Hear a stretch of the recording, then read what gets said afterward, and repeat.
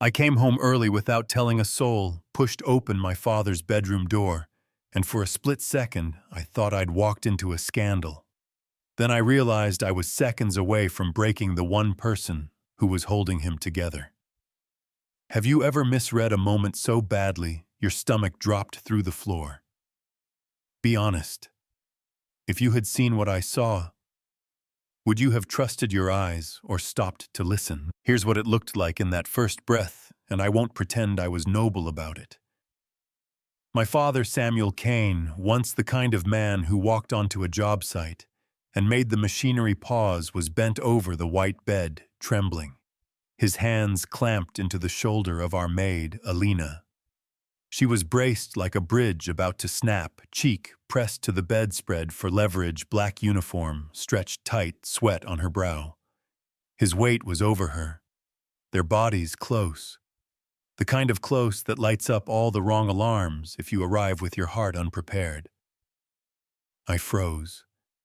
I'm his son Dorian, the guy in the brown suit who prides himself on reading rooms in 2 seconds flat. Yeah, that happened, and I read this room all wrong. Before I tell you what I said, you need to know what came before, or you'll judge me the way I judged them.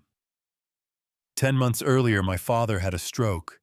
Not the gentle wake-up call kind, the kind that steals your balance, your clean signature, your certainty that the floor will meet your foot where you expect. We did what families with resources do. We brought in therapists, installed bars and ramps, filled the house with printed instructions like pep talks taped to every threshold. Transfer protocol, count to 3. Chair at 45 degrees. It looked organized, protective, like love translated into bullet points. But busyness is a persuasive liar, and I let it talk. Work grew louder, my calendar got heavier, and little by little I convinced myself privacy was dignity, that giving my father space was respect, when really it was me dodging the sight of a giant fighting gravity. Distance wrapped itself in good intentions, and I let it, because it was easier to nod at a schedule than to stand at a bedside and hear your father's breath catch. You know what I mean? So I stepped in that day with all my distance, and the scene slammed into me. My father's knees buckled, Alina's shoe squeaked on the polished floor, and she said tight and steady, "Just a little more, Mr. Kane, the chair is right here, and if you've never watched someone use every muscle to keep another person from falling, you can mistake it for something else." I did. What? Did I just see? I heard my own voice, low, controlled, that tone I use in boardrooms when I don't trust what's in front of me. Pattern interrupt. Because here's where you expect the blow-up, the accusation, the cut. But before I could pronounce judgment, my father lifted his head, sweat sliding down his temple, and his voice cracked. But iron said, "Don't look at her like that, Dorian. She was helping me helping you. No apology, no shame, just a line I needed to hear before I ruined the room." Alina lowered him, inch by inch, locked the brakes with a click. I can still hear, sank him into the wheelchair, then leaned on the bed frame, arms, shaking apron damp. She didn't make excuses, didn't plead. There was no one else, she said, breath uneven. The therapist was supposed to come this morning, but the session was canceled again. I glanced at the nightstand. A paper with bold type, the kind you laminate so people can't pretend they don't know. Transfer protocol. Count to 3. Pivot. Chair at 45 degrees. Canceled, I asked, and I already hated the answer. House manager said it was too expensive to keep twice a week, she said. Voice steadying, he told me to follow the printed steps. If it were you, what would you have done at that exact second? Argue fire, pretend you're in control, because here comes the twist that made my mouth go dry. The manager didn't invent that cut, I did. Weeks earlier, late-night spreadsheets open like city lights. I wrote one of those confident messages leaders send when they're looking at numbers and not faces.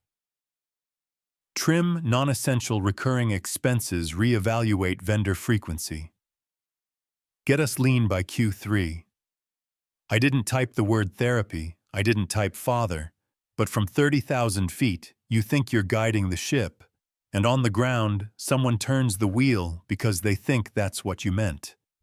The therapist became a vendor, the week became a bi-weekly printout, and the person left to hold the weight was the one I was ready to suspect. That realization hit like cold air in the lungs. Sharp, embarrassing, clarifying. My father put a trembling hand over Alina's, and I saw the truth I'd been outsourcing. She wasn't in the way, she was the way. She didn't abandon me, he said. Without her, you'd have found me on the floor. There's a difference between being wrong and staying wrong. In that moment, I had to pick. I turned to Alina. I could still feel the heat of pride on my neck, but the words had to crawl through it anyway. I should have trusted you, I said, each word like a splinter. I let suspicion blind me. She nodded once, not smug, just relieved that the person with the keys to the budget saw what she'd been protecting with her back and shoulders. All I ask, she said, calm now, is that he gets the care he deserves. One person can't replace a therapist. It's dangerous for him and for me.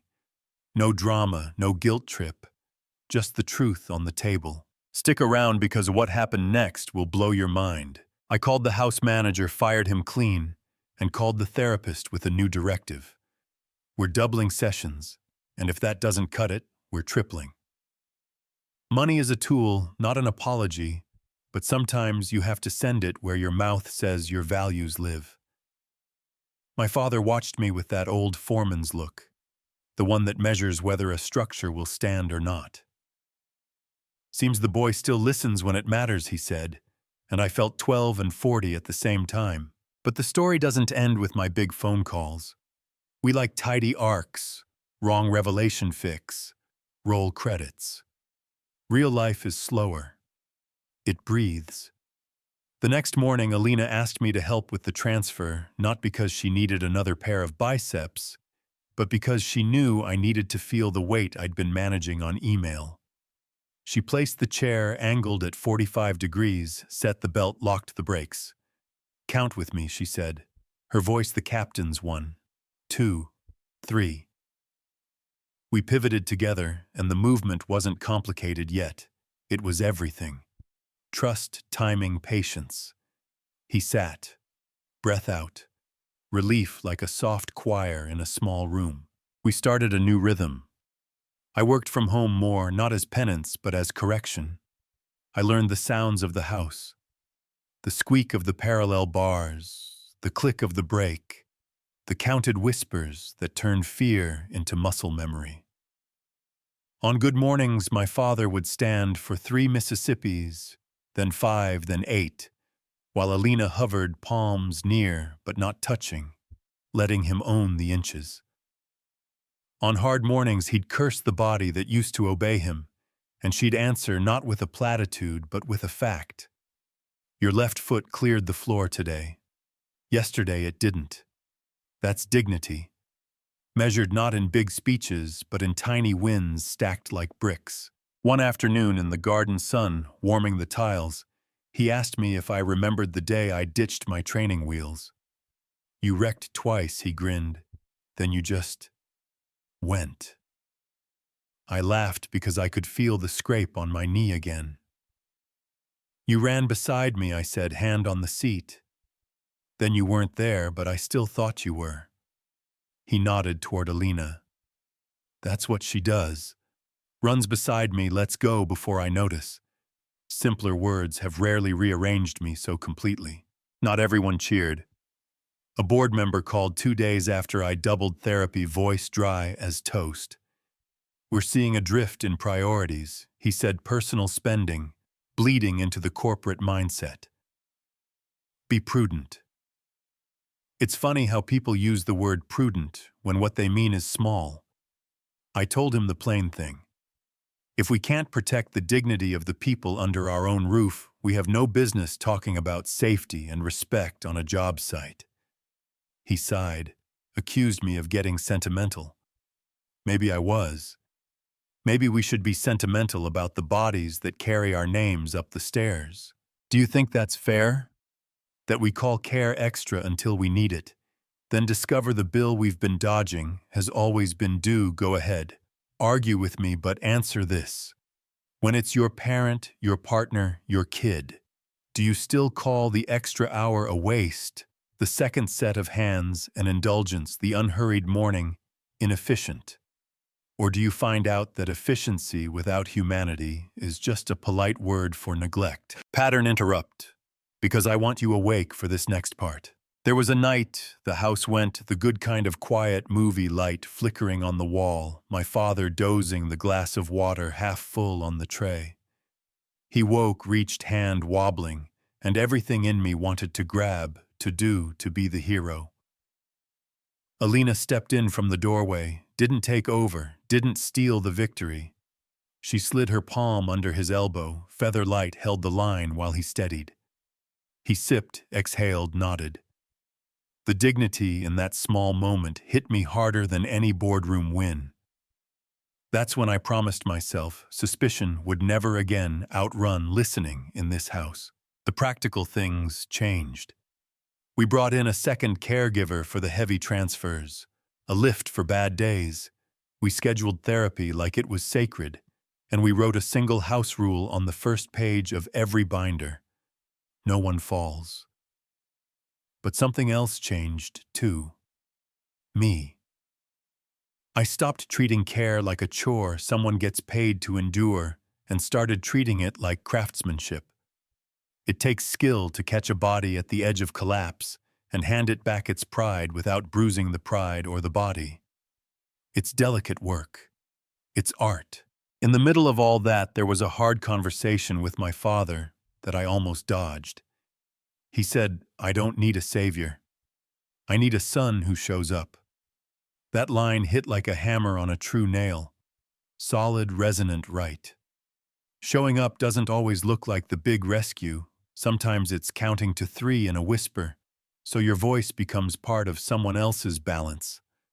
Sometimes it's making the call that puts money behind a value. Sometimes it's shutting up and letting the person closest to the work lead. If it were you, would you have trusted your first read of that doorway scene? Or would you have stayed long enough to feel the heat of the work and realize you misread the whole story? Do you think it's fair that a snapshot can smear someone's character in 5 seconds when the truth they're carrying takes months to build? We kept going. He got stronger in fits and starts because recovery is rude like that. It doesn't check your calendar. It doesn't care about your projections. It just asks if you can be stubborn without becoming cruel to yourself. One morning, he took 4 steps between the bars, then 6. Then he sat face shining and said one word that made all the sweat worth it. Again. We smiled, we breathed, we went again.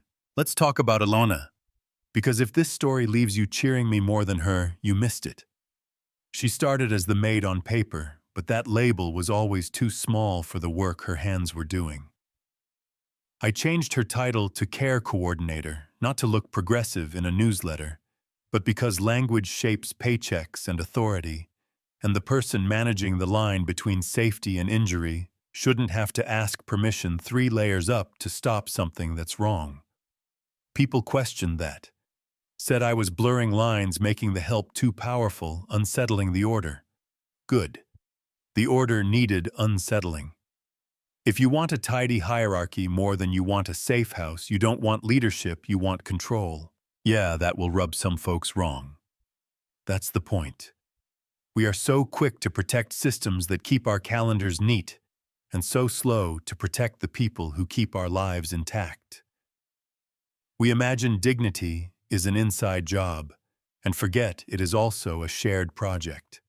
The way we witness each other, the way we don't turn away, when someone shakes, the way we refuse to let a person be defined by the worst 10 seconds of someone else's misunderstanding. A few weeks later, I came home early on purpose, and I paused in the doorway again, same floor, same bed, same chair. Different air. My father sat upright, not triumphant, not defeated, just steady. Alina stood nearby, hands close, eyes soft. He saw me and held my gaze. "Good to have you home," he said, and there wasn't a single shard of shame in it. That's the payoff you don't see in a spreadsheet. A man who has every reason to feel small, choosing instead to feel seen. So here's my last ask. Next time you walk into a room, and your eyes serve you a story in one hot plate, don't swallow it whole. Ask what you're not seeing from where you stand. Ask who is holding up what you're taking for granted. Ask who canceled the thing that kept the floor from becoming a weapon and why. If it were you, would you rather be judged by a stranger's angle or believed by someone who cared enough to check? I'll leave you with the messy, beautiful truth I had to learn the hard way. Suspicion is fast, but listening is strong. Cost is loud, but value is steady. Dignity doesn't beg, it builds. In the click of a break, in a whispered one. 2, 3 in a palm under an elbow, while a hand learns to trust a glass again.